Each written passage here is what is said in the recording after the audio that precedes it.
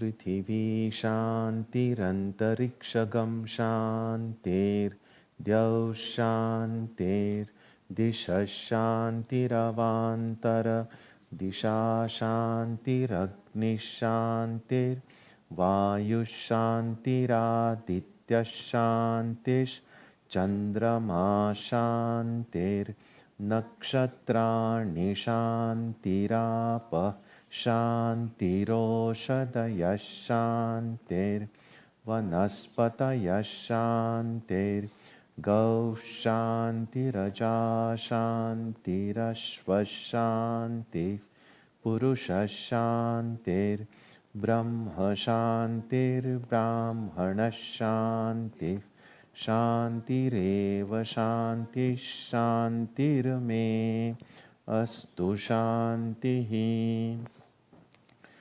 May there be peace on earth and in the sky. May there be peace in the water and in all directions. May there be peace in the plants, in the trees, and in animals. May there be peace in the hearts of all beings. May there be peace in everyone and in everything. Sarvetra Sukhinas Santu, Sarve Santu Niramayaha, Sarve Bhadrani Pashyantu, Ma Kaschit Dukkha Bhag Bhavet, Sarvastaratu Durgani, Sarvo Bhadrani Pashyatu, Sarvas Sadbuddhimapnotu, Sarvas Sarvatra Nandatu. May all be happy and healthy. May all see what is good, and may no one experience misery. May all overcome their obstacles and acquire good tendencies. May people everywhere find joy and fulfillment.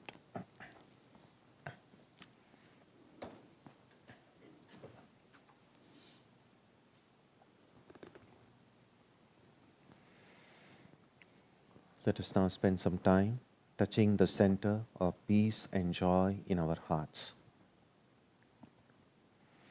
A good way to begin the practice is to withdraw the scattered energies of the mind and bring them to rest on one point.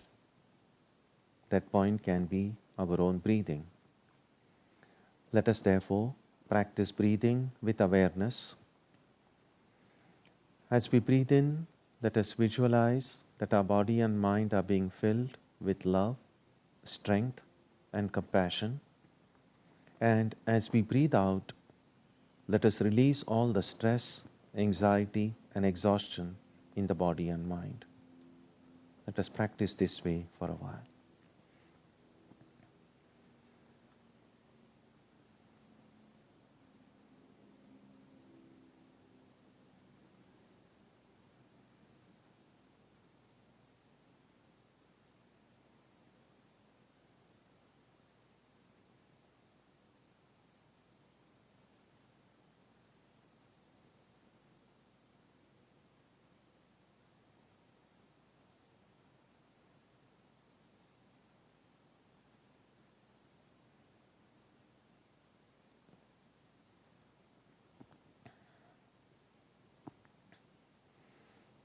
Let us now turn our attention to the region of our heart. Although God is present everywhere and in everyone, the divine presence can be felt most clearly in our own hearts. We can meditate in any way we have been taught. To remain focused, we can take the help of a short mental prayer or a mantra or a divine name. Let us now spend some time dwelling on the presence of God in our hearts.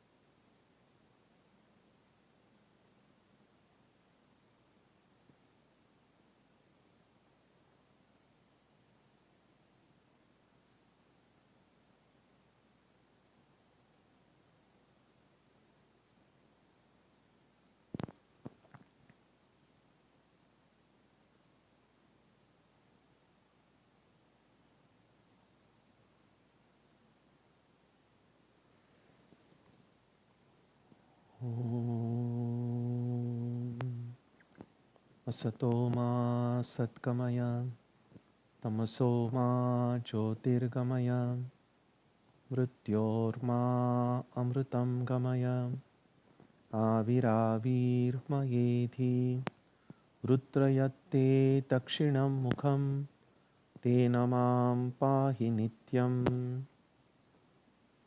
May the Divine lead us from the unreal to the real, from darkness to light, from death to immortality. May the Divine Consciousness fill our hearts and protect us.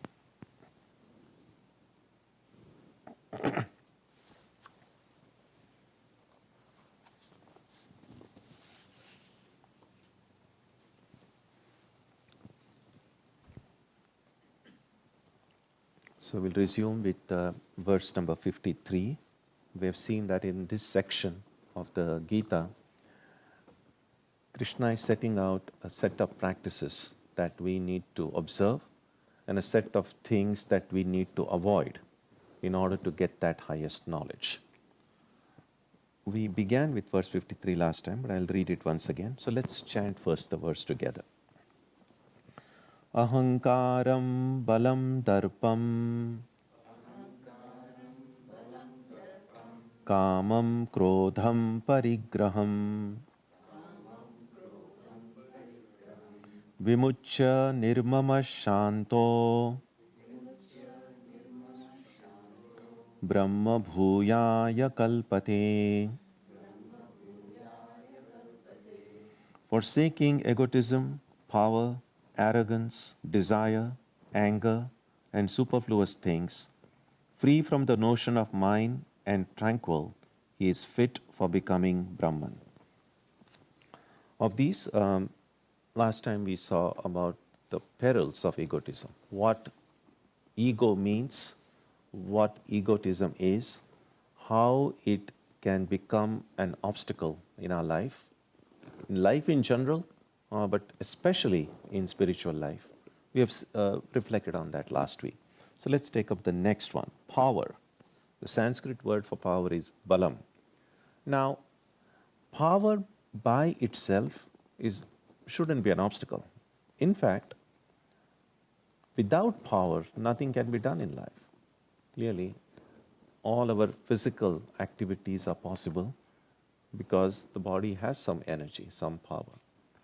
Our mental activities, the power to think, the power to analyze, the power to reflect, wouldn't be possible if there was no power in the mind. So there is the moral power, emotional power. So power is essential.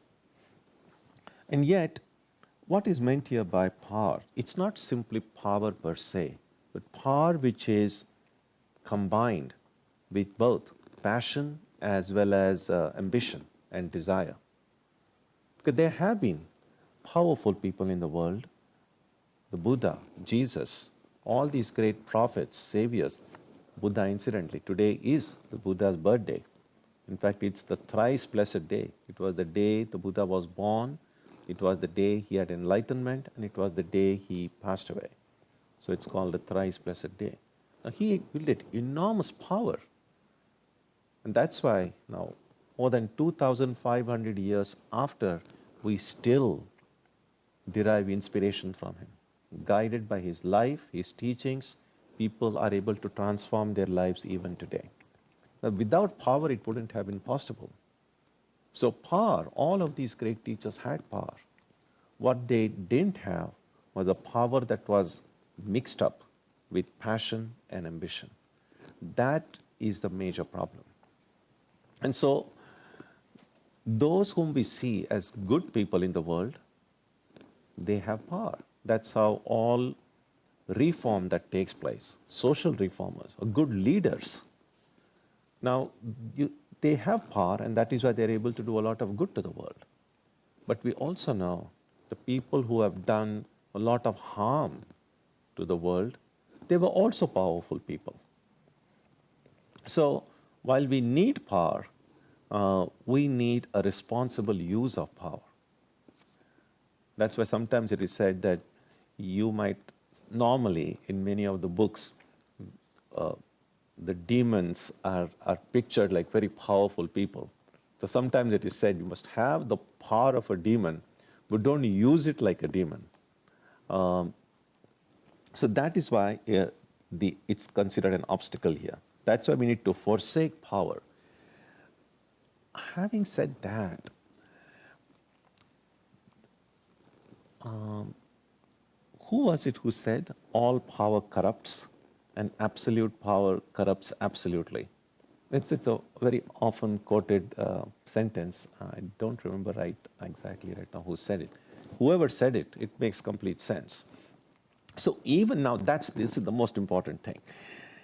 All these great people who I mentioned, whether the Buddha, Jesus, and Ramakrishna, and all of them, they had enormous power, but they didn't have this egotism, with just the previous word, that I'm a very powerful person. So we should have power and be completely, it's good to be powerful and not know that one is powerful, or at least not be so enamored of one's own power that one is not able to see things clearly. So you must look at it, this word power, although it's simply power here, in the context in which it is used. So power becomes an obstacle to the highest knowledge only when the power is not used responsibly. And what produces an irresponsible use of power is ambition, is desire, and passion. So that is balam. Then darpam, arrogance. So when power is not used responsibly, people have power, they have a lot of ego about that power, it will lead to arrogance. Now sometimes, and this is besides the point, this is not really what, doesn't seem to be what Krishna is saying, but a little bit of reflection on arrogance. There are people who have power and are arrogant about it. And there are people who think they have power and are arrogant about it. So arrogance doesn't necessarily imply that you are powerful. And if you are really powerful and if you are arrogant, you can get away with it for some time. But if you don't have any power, you just think you are powerful, and then you are arrogant, then your downfall occurs very quickly. Again, arrogance, all of these things you can see are very related. Egotism and then power, combined with power and egotism, produces arrogance. So every subsequent obstacle that Krishna mentions here kind of combines all the ones that have gone before it. Desire. Of course, if you have power, if you have you are egotistic about it, you have arrogance, then you'll have a desire. And oftentimes, one common desire in the hearts of powerful people who have both egotism and arrogance, the major one common desire is to retain that power. Sometimes you might think people who are powerful are the most secure people. Probably not. Because when you have something, there is always the danger or always the fear of losing it. And so you have power, there is always a fear that someone may come and take away my power, or someone more powerful may come. This might seem odd, but in many respects, for instance, in many ways, the United States is a very powerful country. And in some ways, if you travel to some other parts of the world, the fear that there are terrorists out to get us, that kind of a fear, which is not always unjustified. I mean, there is some reasons to think that way. But it's also true that the more powerful you get, the more enemies you have, or at least you think you have, and the more insecure you feel. It's kind of very paradoxical. And there are some other countries, maybe some small little island somewhere, doesn't have any power, doesn't have any enemies either. So it's a package that the more the power, the more insecurity that can come. And that's the difference. That's the difference between the power that comes from an external source and the power that can come from within. Why is there a difference? The difference is because whenever the source is outside of me, it can be taken away from me. It's not that it always will be taken away, but if it's outside of me, you can never be completely sure that it's always with you. One of the reasons, for instance, now we speak about saving documents in the cloud. Earlier, people felt that, long back, even before all the digital stuff came along, people used to have documents, and then documents, they had to keep it safe because they could be stolen.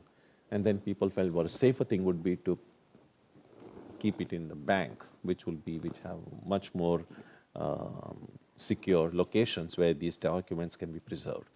And then, of course, with the digital age, we have to save our digital documents, and then some hard drives and different ways of storing it. But again, there's always the fear. Even if you keep it, your hard drive could fail. You still need several backups. And then now the idea is, well, a cloud. Put it in a cloud, so there'll be no physical theft of your physical storage devices.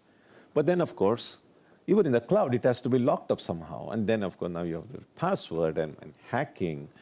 So when will we really feel secure? Because anything that we try to find security outside of us, there is always a danger that it may not be as secure as we think.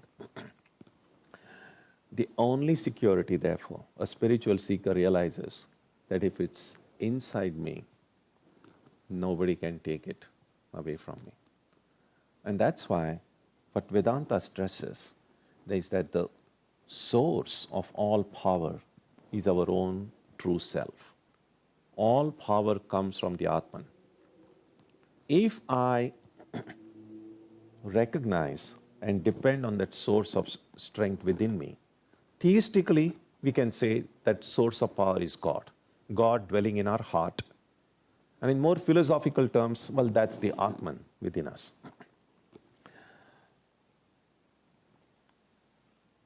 So desire comes, arrogance leads to desire, and desire is always, first of all, for powerful people to preserve that power, because that power can be taken away.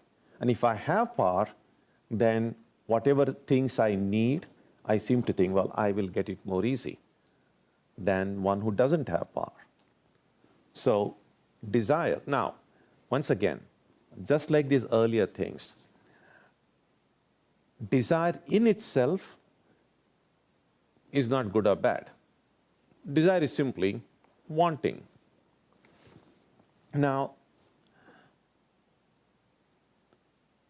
in spiritual literature, sometimes desire tends to get very demonized. People like, desires are bad, give up desires. I think that's not a very fair way of putting it, because we should not assume that a desire, just because it's a desire, is necessarily bad. We need to at least recognize that, well, there are good desires and there are bad desires. Now, good and bad might seem to be relative terms. How do we define what is a good desire? What do we define what's a bad desire? And I found it very helpful to have one kind of a yardstick. The yardstick that Swami Vivekananda emphasizes again and again and again in his teaching, and that is strength. He said, strength is life, weakness is death. And so a good desire would be any desire that would prompt me into taking action, which would make me strong, either physically, mentally, morally, intellectually, spiritually. If I'm convinced that if I act on this desire, it'll make me strong in some way, that's a good desire. On the other hand, because desires are propping up in our heart all the time, we really don't have much freedom right now about what desires should spring in our heart and what desires shouldn't.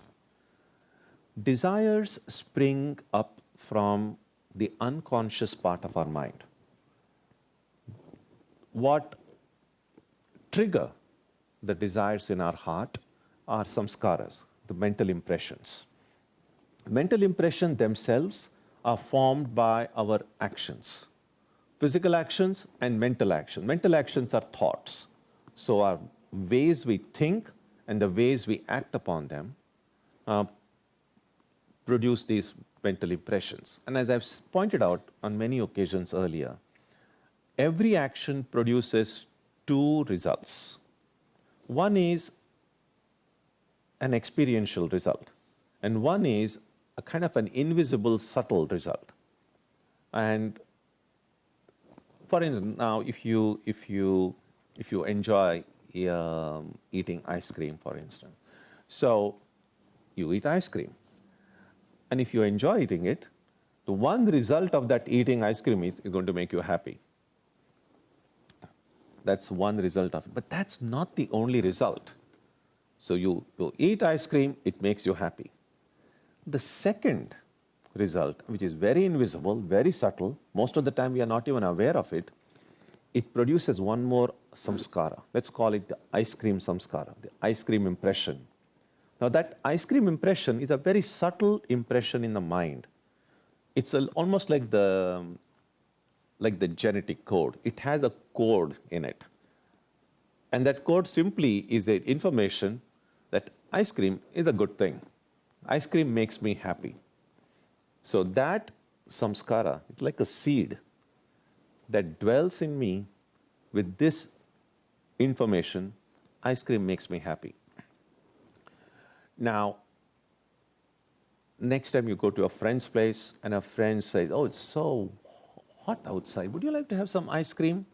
As soon as I hear the word ice cream, or I see an advertisement for ice cream, or I open my refrigerator and see ice cream there, all these are external triggers. Now these external triggers, that samskara in my ice cream samskara in the unconscious part of my mind, it is affected by these external triggers. And then, because that information in that samskara is ice cream makes me happy, so then that samskara then generates a desire. It comes up when you boil water. You take a container and start heating water in it. After some time, as it is nearer to the boiling point, you'll see tiny bubbles will start coming from the bottom of that container and come up to the surface. Desires are a little bit like that. So as soon as I hear or see ice cream outside, my ice cream samskara, like a little bubble from the unconscious part, comes up on the conscious part. And it comes up in the form of desire. So as soon as you see an ice cream, my ice cream samskara says, I would like to have an ice cream because it makes me happy. Now, you really cannot stop that desire because the samskara is already there. You cannot just pick out a samskara and throw it away. And just think about it. In every birth, we have a different body. We don't have a different mind. So the mind that we have right now is a mind that has been with us not only in this life, in all of our previous lives. And how many things we have thought in this life and in earlier lives, how many actions we have done. We have literally gazillion samskaras inside our mind. And they're kind of just tiny bits of information. So the hard drive never gets filled. You can never say, well, there is no space for more samskaras. It's infinite space. And because there are already a lot of these seeds, samskaras in our heart, and they can get triggered with anything that is happening outside, through a word, through a sound, through an appearance, through any different thing. And so desire will come. And that's why desires are not something we can control. People say, control your desire. If you want to take it very technically, that's not a very accurate statement. You cannot control your desire. Because the desire is, first of all, when the desire springs up in the unconscious part, you don't even know it's there. Because that's in the unconscious part of the mind. We become aware of the desire only when it comes up in the conscious part of it. Now,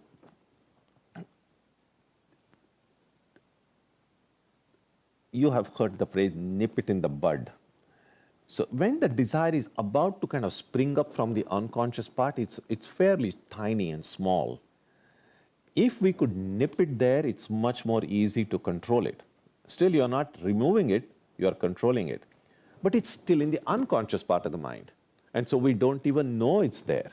And by the time it comes up, and the unconscious part of the mind is almost 95% of our mind. So don't think that unconscious part is a tiny little basement. Most of our mind is unconscious. So we at present, what we know of our mind is only 5% of our mind. In fact, one of our elderly Swamis used to say, if anyone can figure out even 10% of their mind, or be able to tap the power of only 10% of the mind, you will be considered a genius in the world. So even the people whom we see as genius, those who win Nobel Prizes, doesn't mean that the entire mind is known to them. They probably know a lot more of the conscious part of the mind has become a larger than the rest of us, but still a very small part. And so by the time the desire comes up in this conscious part, it's already become fairly strong. It's not easy to kind of push it down. So now, where then is our freedom? If we can't stop the desire, by the time it comes up, it's already fairly strong. Where is our freedom? Our freedom is here. That the desire by itself cannot do anything. What makes the desire strong is our intention. So, transforming the desire into an intention occurs when my will, sometimes you will see in the Gita the word dhriti is used. It's called the ichha shakti. So my will should go and grab that desire. That's when desire plus the will transforms it into an intention, a sankalpa. For instance, now let's say, as we are studying the Gita here, maybe in someone's mind, a desire comes and says, it will be good to have a cup of coffee. Right now, at this very moment. Now, that desire has come because, well, there are some coffee samskaras in you, and maybe that desire has come in you. Something has triggered a memory of the coffee that you missed this morning, or a great coffee you had this morning, whatever memory it was. A desire for coffee has come. And it can come. Even when you are attending a lecture, going someplace, these desires can come. But then you also know, like, oh, this is probably not a good time to just get up and go. First of all, no matter how much you may want to drink a cup of coffee now, you'll think, it would look rude now. The Swami is speaking and suddenly I get up to go out and to drink coffee. So then what do? Your will says, no, I'm not going to act on this desire. Now, if your will says, no, this is not a good time, it would not be the right thing to go and drink coffee now, then that desire, which kind of comes up in the conscious part, it cannot remain unescorted for a long time. It just comes like, oh, I've come up, nobody wants me. And then it kind of goes back inside the unconscious part. That's what we can do. Every time a desire comes up in the heart, I must look at it carefully and say, does going and grabbing this desire, will it make me strong in some way? If the answer is yes, grab it. If the answer is no, ignore it. A little bit like we are now that we are sitting here and we are studying the Gita. Let's say a total stranger kind of walks in through the door. Uninvited, just walks in. Now, if I make eye contact with that stranger who just walked in through the door, then I'm kind of caught. I might feel, well, I'll have to respond in some way, either welcome that person or do something about it.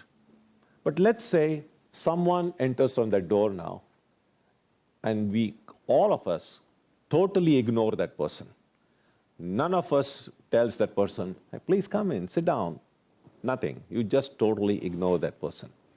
Now, if that person is decent enough, the person will say, looks like I'm not wanted here. Looks like no one's welcoming me. And then, in a very sad way, that person will go away. That's kind of a very crude example, but that's essentially what happens. When the desire comes up in the conscious part of the mind, it's trying to make eye contact with your will. And if you kind of just see it from a distance and say, no, this is going to weaken me. This is not good for me. This is going to take me away from my goal. And you don't make eye contact. Because if you make eye contact with it, you're just going to think about it. Should I do it? Should I not do it? Should I do it? And then you kind of, the longer you dwell on it, you kind of get hooked on it. So sometimes it's easy to just ignore it. And if you ignore it, that poor desire says, well, I'm not wanted. And then it kind of goes back. Now, here is one rule, if you like, and it is this. Every time you say no to a desire, it gets weaker and weaker and weaker. So the second time, let's say, the similar desire comes up again, and again, because you know now it's not good for you, you say no, then it kind of goes back. And you say kind of no 10, 15, 20 times, then it kind of like, oh, nobody wants me. It kind of becomes very sluggish. In other words, if at the first time it was able to come up at the slightest, it got triggered at the slightest suggestion from outside, the more you say no to it, the weaker it gets. It no longer then responds to triggers. So the desire is still there, it's not gone, but it's become so weak that next time, let's say you have said no to your ice cream desire, say 20 times. And then once again the friend asks you, hey, would you like a desire? Would you like the ice cream? And then that desire, that the ice cream samskara kind of feels, but it said, what's the point of taking the trouble to go all the way up in this and then again be rejected? So he said, I'm not going to go. And that's why when we are trying to give up some habit, which we know is weakening us, is not good for us, in the beginning, it's a lot more hard work because the samskara is strong and you have to say, no, no, no, no, no. But you kind of keep on saying no for a sustained amount of time, gradually it becomes easier. Gradually that desire does not spring as often as it did before. But never think that it's completely gone. And that's why there are people, for instance, there are people who want to give up smoking, for instance. It was Mark Twain who said, giving up smoking is easy. I've done it many times. So, for instance, there are people who have say, I want to give up smoking. And with their willpower, they stop. Now, let's say they haven't smoked for 20 years. And you might think like, I'm now safe. You may not be. That your smoking samskara is there in your basement.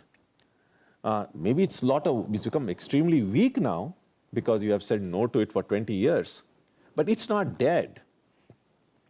And therefore, if there is a strong trigger, say after 20 years you go to a party and your friend says, hey, come on, smoke. And you say, oh no, I've given up. I haven't done it for 20 years. Come on, just give us company. And, there are people, there'll be peer pressure, and there'll be all kind of things. And then you say, all right. And then again, you then smoke after 20 years. Now that samskara which had become so weak, now suddenly gets energized. So every time you say yes to it, it gets strong. Now what we can do therefore, now our mind doesn't only have these negative, weakening samskaras. We also have strong samskaras. We have positive impressions as well. There are so many good, healthy, strengthening things that we have done in the past. Good, healthy, strengthening thoughts we have thought in the past. Now those impressions also are there. So now if I consciously trigger those positive impressions, how do I do that? And why do we say, for instance, in spiritual life, read good books, study the Gita. Why would studying the Gita help? Because when you read the Gita and you read these thoughts, if you studied the Gita before, those impressions are already there. And reading it again, you are energizing, you are strengthening those good impressions in the heart. And it doesn't have to be the Gita. You have read some other books. So ideas about unselfishness, ideas about restraint, and you read it in a Gita or in some other book, it triggers and brings up those positive samskaras.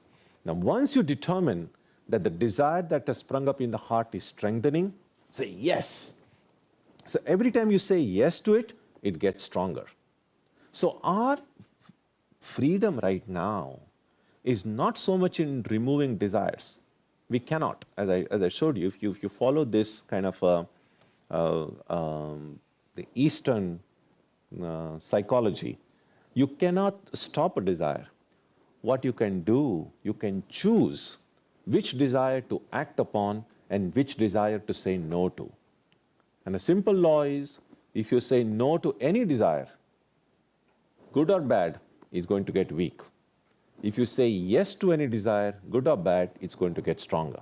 So saying yes is like feeding that desire and making that impression stronger. Saying no, it's like this. Even good desires, people might say no to it.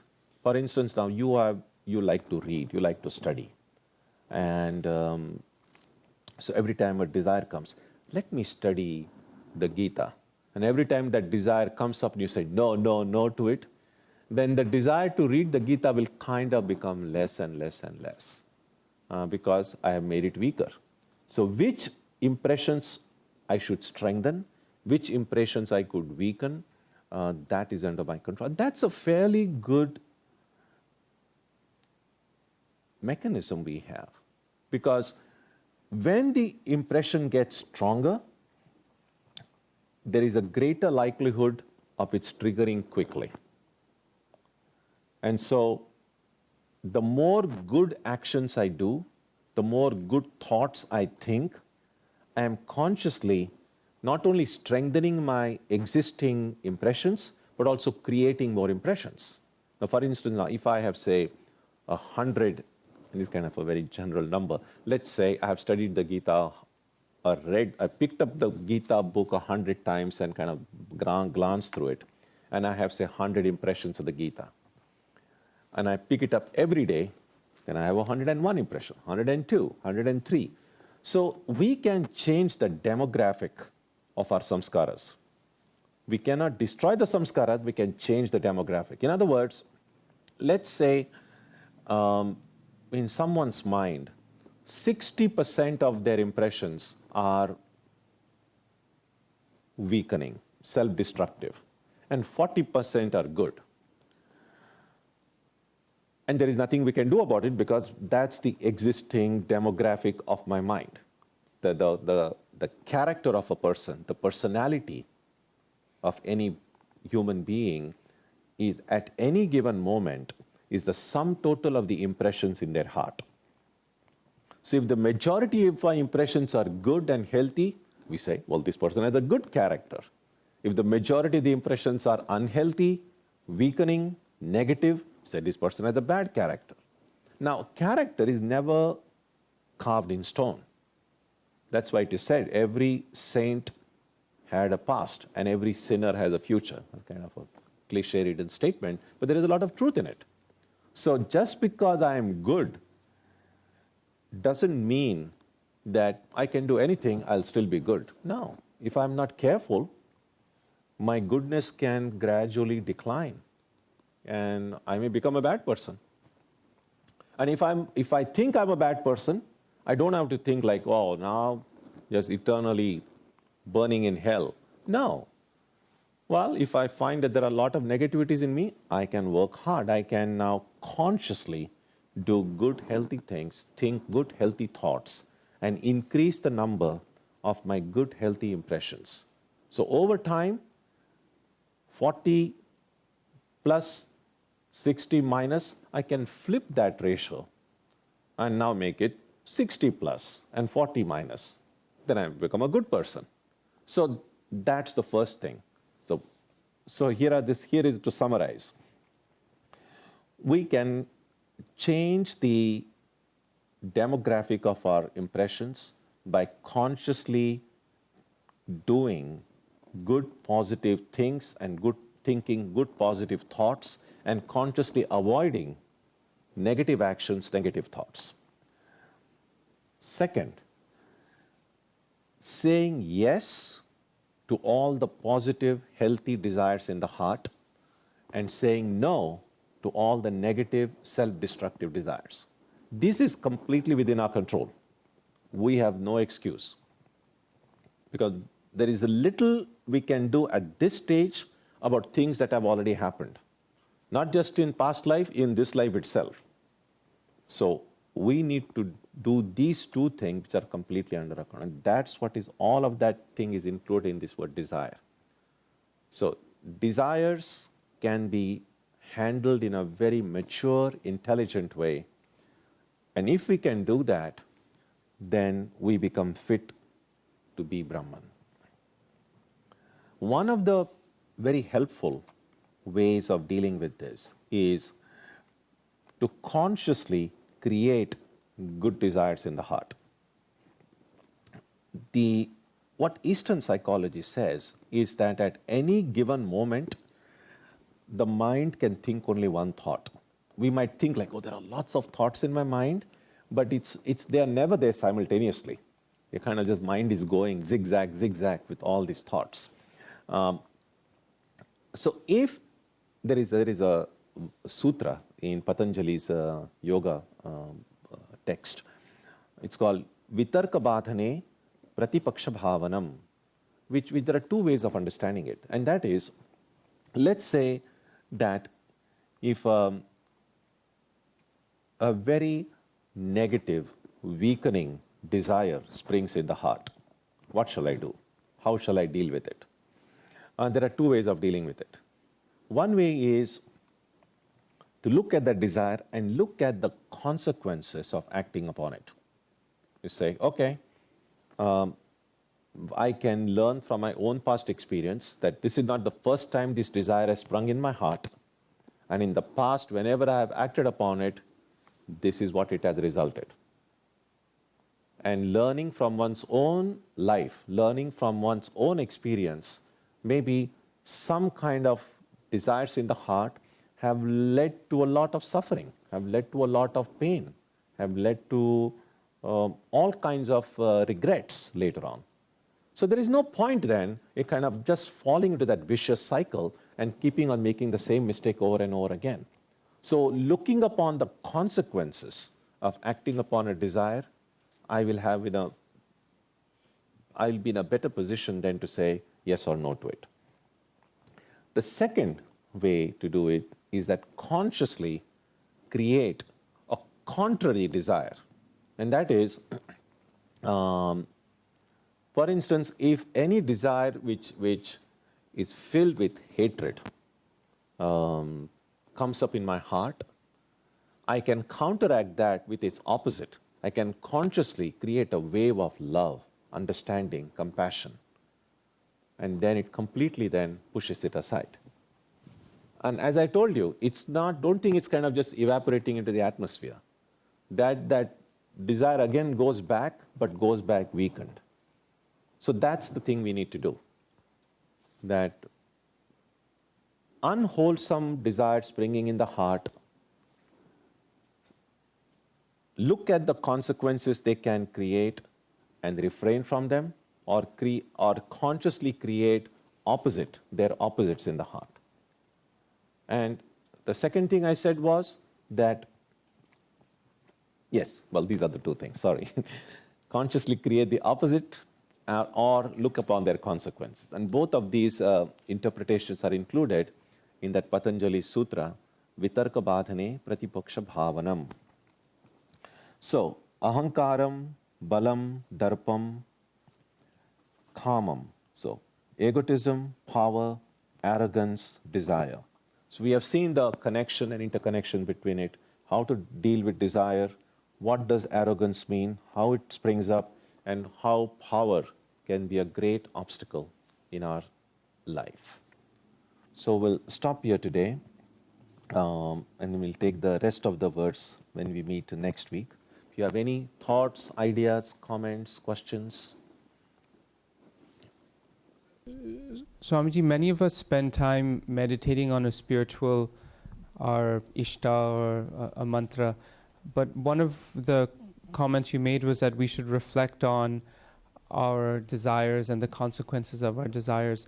When do we put that kind of practice in our day? It's not a part of the same meditation, is it? Not during meditation. You just follow whatever method your teacher has taught you. Because during meditation, if you start reflecting all this, then your real meditation has stopped. But at all other times, and clearly, of course, there will be your workplace, you will be expected to do your work. But there are occasions when, there are times when we are not really doing anything. There will be opportunities then to reflect over this.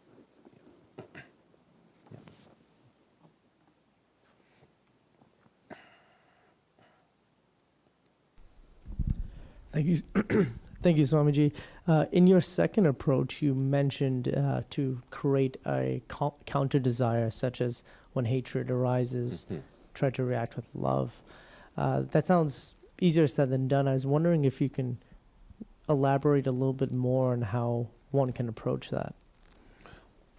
Well, one of the ways would be, the immediate thing would be that, let's say, thinking of some person, your heart is filled with hatred. Now, if you don't do something to check that, that hatred can overpower you to the extent you will say something or do something that you will regret later. And at that very moment, to feel love for that person will be very difficult. You hate someone and you just kind of say, oh, now I love you. It just doesn't work that way. But there are other people you love in life. So if your mind is just filled with some hatred for some person, why don't you replace that image with something or someone you love? So it may not be so. It's not like switching on and off, but there are situations when you see or think of someone you love, then your mind cannot hold the thought of hatred and thought of love at the same time. And so when you consciously find some trigger to generate that love in your heart, then at least that immediate catastrophe of acting upon that hateful thing, that's averted. You're not solved the problem totally. The seed of hatred is still there, but at least you're solved in immediate context of doing something stupid. That is something that you have avoided. That makes sense? Yeah. Chandi? Yeah. Thank you, Maharaj.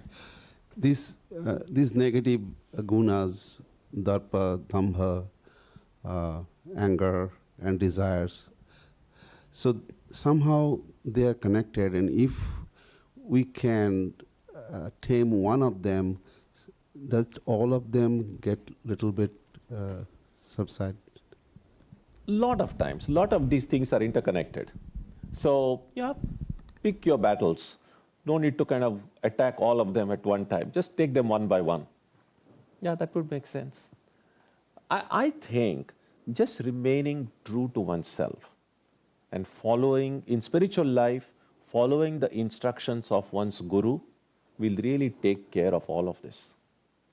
So it's not like we don't need to kind of make a spreadsheet with like anger. Now, today is a day, Wednesday is anger, then this is, yeah, they're all interrelated really, you are right. Yeah.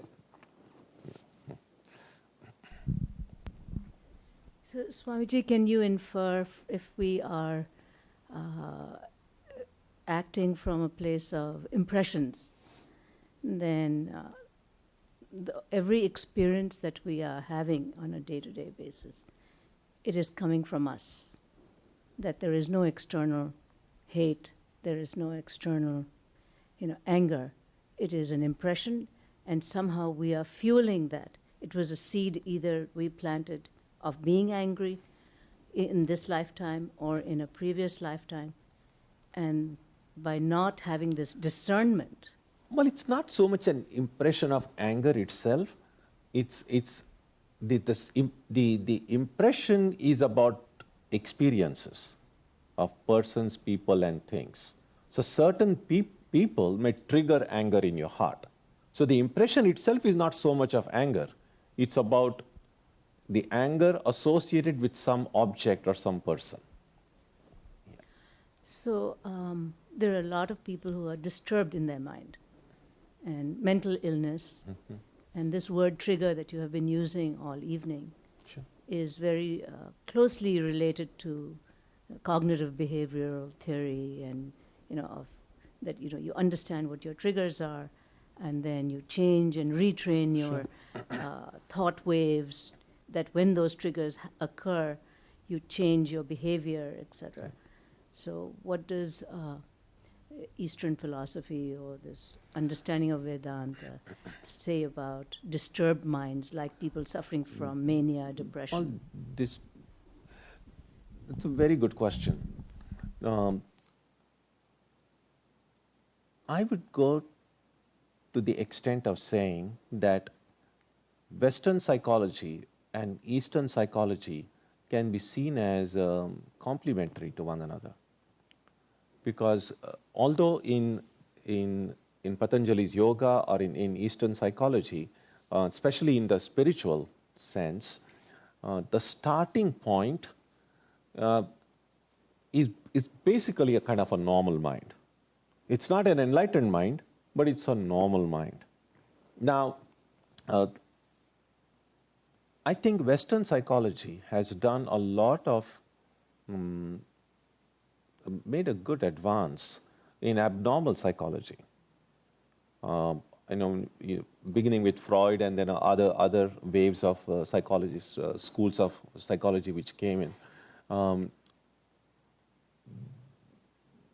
I think some of these insights that we find in the Yoga Sutra and others, I do not think that a person who is mentally disturbed might be able to use these techniques about impressions and all of that. They might understand it intellectually, but if their mind is not at least sufficiently healthy, they may not be able to exactly practice it themselves. So a basic level of normalcy is needed.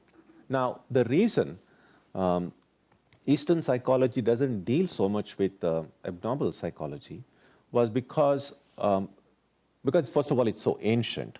And in ancient days, in those days, there were no books, there were no study at home, this kind of thing. You had to go to a teacher's place. And some of these angularities of the mind, some of these the kind of things that can make a mind disturbed were taken care of by just living in the company of these great souls. And so that's what the teachers could do, that they would first of all make sure that the person is even ready to start receiving their first lesson. It wasn't easy like just go online and whether I'm fit or not, just start reading it, you see. And that's why sometimes you will see, every time a student went in the Vedic period, some of the students who went to a teacher, the teacher sometimes says, okay, now go to the forest and cut wood and come, and then go and take herd of cattle and come after 10 years. And it's like, well, I've come to study. But the teacher thought, right now, I think if you do this, whatever this work and this experience is needed for your mind to come up to a level to receive this higher teaching. Yes. So, I'm happy you asked that question, because sometimes people tend to think that like meditation is some kind of a magic thing. Oh, you have some disturbance? Meditate. It will be going to be all right. No, not necessarily. Meditation is not some kind of a magic for that. I mean, sometimes if people whose minds are disintegrated in in a pathological sense. Now, as I mentioned in the satsang a few weeks ago, there are basic anxieties and stress which any normal human being has, and that's understandable. I'm not speaking about them. But when the condition of the mind becomes pathological, then that calls for a medical intervention. Now, if such people then say, oh, I'm just going to meditate and I'm just going to be okay, they probably may not. I think their problem might get aggravated. So people suffering from inner self-alienation in a pathological way, or people with a lot of inner disintegration, meditation is not a solution for it. They really need to undergo some treatment to take care of those things. And therefore, although the word meditation is very popular and everybody feels that, well, anybody can pick it up and start doing it, meditation in a very real sense of the term is a fairly advanced practice. That's why even in the Yoga Sutras, they begin with yama, niyama. First is about restraint, about personal discipline, all of these steps, and then dhyana, dharana, samadhi come towards the end. And yeah, so that's kind of a challenge. But I'm happy you mentioned that. Thank you. Yeah. Mind? When you said about the anger, we read about the scriptures of Parshuram or Vishwamitra, their wrath of anger and our, what is the difference between us? We are not being sages, but those sages have a certain, obviously, motive. Since your question is about anger, can you hold it until next Wednesday? Because anger is the topic we're going to discuss next Wednesday. That comes right after desire. Okay? All right, okay. Thank you. Yeah. Anything else? Yeah, Ashish? Yeah.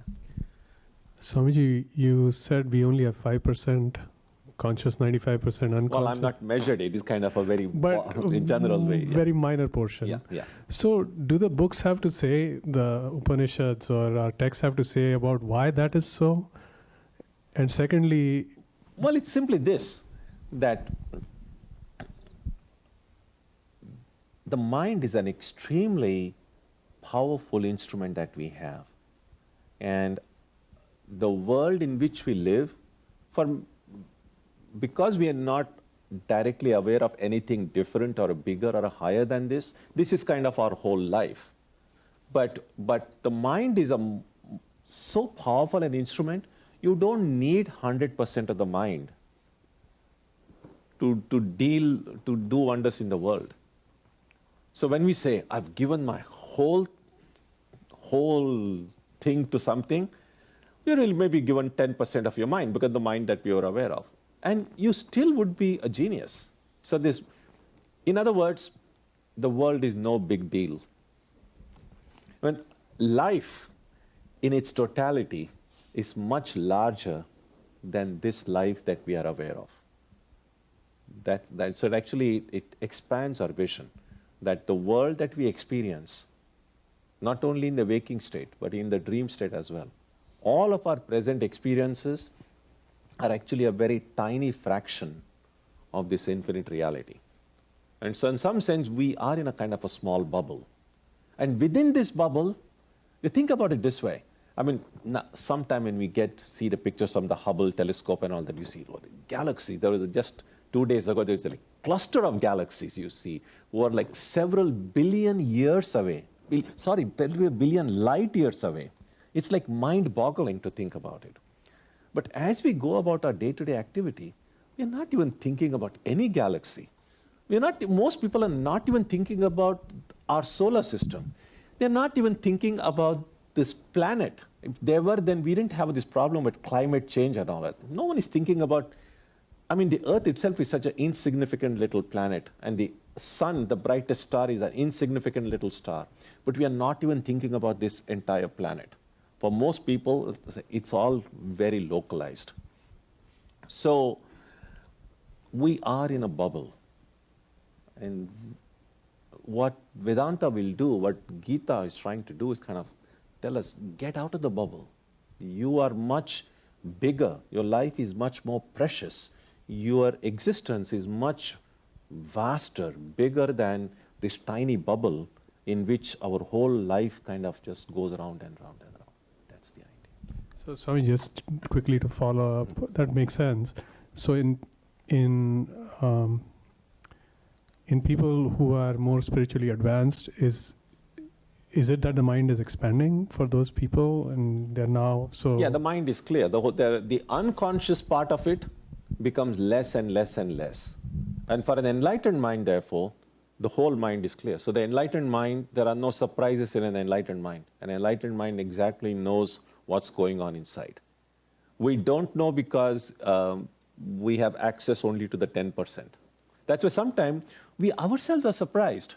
Sometimes some kind of a thought would come in the mind like, from where did that come from? Well, it didn't come from anywhere outside. It was all there inside, but we were not aware of it. It's like if you have never gone inside your basement for 20 years, you yourself don't know what things are there in it. It's a little bit like that. And we haven't gone in our basement like for millions of lives. So it's all total surprise. Yeah. Okay, Vivek, it's the last question. Yeah. Sort of, implicit in the concept of deciding what impression to react to or not to react to is the assumption that we're in the position of an observer. But oftentimes we lose that balance of being an observer and we fall into a reactive or impulsive. So what are some very practical techniques for maintaining the state of being an observer and not? Well, when that impression comes up in the form of a desire, when you are looking at the desire to know whether it's strengthening or not, you are really observing it. Because unless we observe it clearly, we wouldn't know. And sometimes we do things impulsively. We do those things impulsively because we have not observed it. We just kind of instinctively do it. That's the idea. You wanted to ask something? Yeah, I had a question. Okay, this is the last question. Yeah, all right. You actually touched upon it right now, but how do you differentiate between instincts and samskara? Because I find sometimes I instinctively react to something versus being able to suppress something. Like I'm not able to differentiate that in situations sometimes. I mean, the thing is, I'm not getting into technicality about it. It's just that when any action bypasses the mind, so it's kind of a very reflexive action. And then we just say, well, just instinctively I did it. If there is a mosquito, then not 10 mosquitoes here. In India, there are lots of. So people, a mosquito is sitting, you're not like, is this a healthy thing to beat it or not? Your mind, if you start thinking it won't work, you kind of instinctively do that. So so when any activity or thought bypasses the analysis of the mind, we say we acted instinctively. That's essentially it. So we'll continue next week with this verse. 53 is taking much longer than I thought. But there's a lot to unpack here. And so I'm very happy that we're able to reflect on these things. So next week when we begin, we will begin with anger. We won't begin with anger, we'll begin with a discussion of anger. Om Jananim Saratam Devim Ramakrishnam Jagadgurum Padapadme Tayo Shritva Pranamami Muhurmuhu.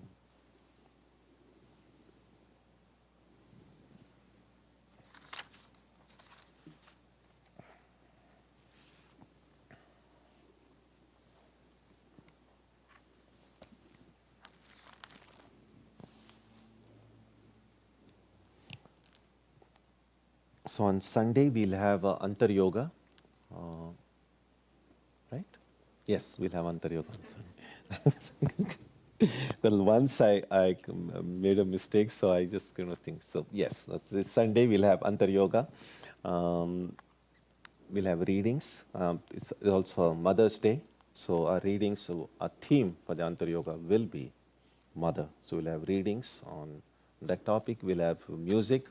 There'll be reflection. So that, and then, as we do every month, there'll be bird birthday celebration of everyone born in the month of May. So you're welcome on Sunday for the Antar Yoga. Next Wednesday, we will continue with this study of the Gita. Saturday, we will have Arati and meditation as usual. But next Tuesday, we will not have Arati. Next Tuesday's meditation is cancelled, but on Saturday, we will have it as usual. We'll conclude with a prayer now on page 3.